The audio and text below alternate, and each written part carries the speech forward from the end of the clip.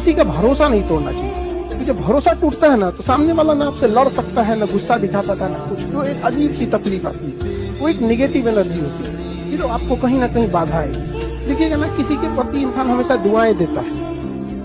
याद रखिएगा, student life में जिस चीज से आपको बहुत खुशी मिली होगी ना, जिस लम्हों में आप खूब खुश रहेंगे ना, 2-4 साल बाद उन्हीं लम्हों को याद करके रोएंगे कि ये गलती नहीं किए रहते तो आज हम भी सफल होते। मुझे सिर्फ अपना करियर बनाना है और इतना सॉलिड बनाना है कि किसी भी चीज के लिए किसी भी साले पर डिपेंड ना करना पड़े। कोई रिग्रेट ना रह जाए कि लाइफ में जो करना चाहती थी वो नहीं कर पाई।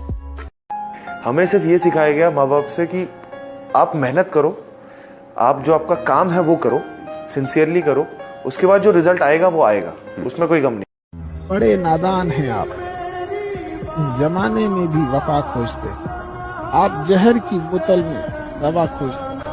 इसलिए तुम्हें कहते हैं गुरु के आगे सर झुका के पढ़ लो, दुनिया के आगे सर झुकाना नहीं पड़ेगा। हारना बहुत जरूरी है भाई, जीवन में बहुत ज्यादा इम्पोर्टेंट है। हार के जो आंखों में आंसू आते हैं ना, जो इंसान इमोशनल होता है ना, वो अंदर से इंसान को स्ट्रेंथ देता है। मैं बहुत हारा जीवन में, और जब जब मैं हारा तब मैं अंदर से स्ट्रांग हुआ।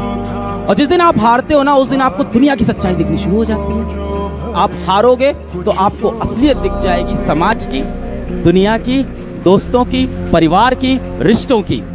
मैं दावे से कह रहा हूं कि 100 में से 99 अट्रैक्शन 1 से 2 महीने में खत्म हो जाते हैं, क्योंकि आप जिसके प्रति अट्रैक्टेड थे ना, वो तो उसका बाहर का परसोना था।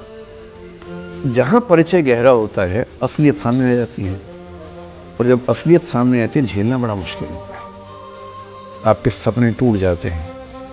आप जिस छवि पे दीवाने हुए थे, वो छवि तो सिर्फ छवि थी, वो तो इंसान नहीं था वैसा। 99% केसेस में मेरा ख्याल है कि अट्रैक्शन 1-2 महीने में समाप्त होता है। उसके बाद तो एक बोझ है जो आप ढो रहे हैं। कभी कभी होता है कि दोनों का खत्म हुआ तो बात आसान है, कभी कभी किसी एक का खत्म होता है, एक का नहीं होता है, वहां मामला मुश्किल हो जाता है। आप में से कितने लोग गन्ने का रस पीते हैं? सब पीते हैं। हमारे पिताजी और गन्ने का रस नहीं पीते थे, वो गन्ने का रस खाते थे। हम रस पीते हैं। ये क्या फर्क है? वो भी रस अंदर ग्रहण करते थे, हम भी अंदर ग्रहण करते थे। बोलो भाई, क्या फर्क है? जल्दी बोलो। नेचुरल प्रयोग करते थे। वेरी गुड, इधर से आवाज आई थी। पेस्ट करने की जरूरत ही नहीं पड़ती। वाह, खाते जाओ, रगड़ते जाओ, बहुत अच्छा। जो इंसान पूरे जीवन गन्ना खाए, वो कभी मेंटली डिस्टर्ब हो ही नहीं सकता, क्योंकि गर्दन से ऊपर के सारे ब्रेन की, सारी मसल्स की और सारी स्नायुओं की एक्सरसाइज करने का धरती पे एकमात्र तरीका है गन्ने को चबाना। पागल नहीं होता कभी, डोपामिन भरपूर रिलीज होता है गन्ने को चबाना। अगर आप भी जीवन में सफल होना चाहते हैं तो इन नियमों को बहुत ही ध्यान से सुने।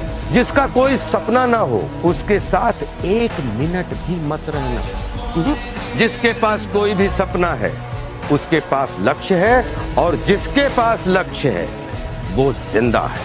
फैसला आपको करना है। जीवन आपका है, जिंदा के साथ रहना है या मुर्दा के साथ। और हाँ, एक बात और, अगर आप गुजरे हुए 1 सेकेंड को भी वापस ला सकते हो तो जितना चाहो उतना समय को बर्बाद कर देना।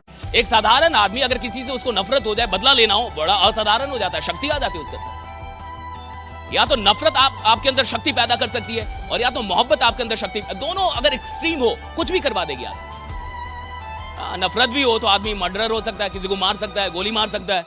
किसी से दुश्मनी और खतरनाक हो तो भी आपके अंदर बड़ा साहस पैदा हो जाए, और मोहब्बत भी हो, खतरनाक हो, तो आप पूरी दुनिया से लड़ सकते हैं, अपने लोगों से लड़, अपने परिवार से लड़ लेंगे। एक आदमी के लिए आदमी लड़ नहीं जाता, सबसे लड़ जाता है, पूरे समाज से लड़ जाता है, क्योंकि मोहब्बत हो गई उसको। तो भैया, जिसको मोहब्बत हो गई वो कहां देखता है कि माँ क्या कह रही है, पिता क्या कह रहे हैं, समाज क्या है, वाड़ में जाएगा, मेरे को यही चाहिए, अरे मैं नहीं रहूं, मेरे को यही चाहिए। कहा कि तेरे को घर से निकाल देंगे, कहा निकाल दो, लेकिन मेरे को यही चाहिए। मोहब्बत हो गई ना साहब उसको। तो या तो मोहब्बत में आदमी जिद्दी हो जाता, और या तो नफरत में। अगर इन दोनों में से कुछ भी आपको बढ़िया से नहीं है, ना तो मोहब्बत है जीतने से, और ना तो हारने के बाद आप रोते हैं, और ना तो हारने से आपको नफरत है, तो आप बीच वाले हो। और बीच वाले कहां रहते हैं आपको पता है?